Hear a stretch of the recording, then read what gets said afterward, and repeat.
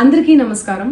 నిన్న ఏదైతే నా బర్త్డే పార్టీ జరిగిందో ఒక చిన్న ఇంట్లో పార్టీ లాగా ఒక ఫ్యామిలీ ఫంక్షన్ లాగా జరుపుకోవాలన్న ఒక ఉద్దేశంతో ఆ రిసార్ట్లో మా అమ్మా నాన్నల కోరిక మేరకు మా అమ్మా నాన్నలతో కలిసి మా ఫ్యామిలీ మెంబర్స్తో కలిసి నేను జరుపుకోవడం జరిగింది.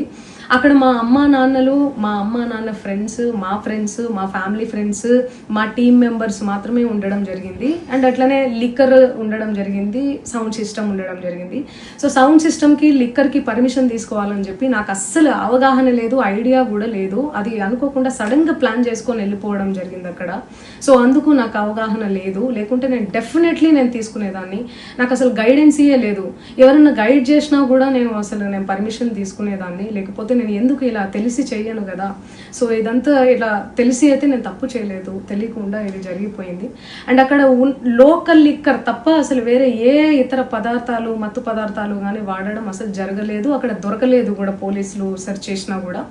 అండ్ అక్కడ ఎవరికైతే పాజిటివ్ వచ్చింది అని చెప్పి పోలీసులు చెప్తున్నారో ఆయన ఎక్కడో ఒక చోట తీసుకున్నాడు, ఎప్పుడో తీసుకున్నాడు అని చెప్పి తేలిందని చెప్పి పోలీసులే చెప్పారు. అండ్ అది ఇన్వెస్టిగేషన్ కూడా జరుగుతుంది. మేము కూడా పోలీసులకు కోఆపరేట్ చేస్తున్నాము. అండ్ నేను ఎందుకు ఇలా చేస్తాను, అసలు నాకు తెలిసి ఎందుకు చేస్తాను, మా అమ్మా నాన్నలతో దట్టు మా అమ్మా నాన్నలు పెట్టుకొని ఇలాంటివి నేను ఎంకరేజ్ చేస్తానా, ఇలాంటివి చెప్పండి.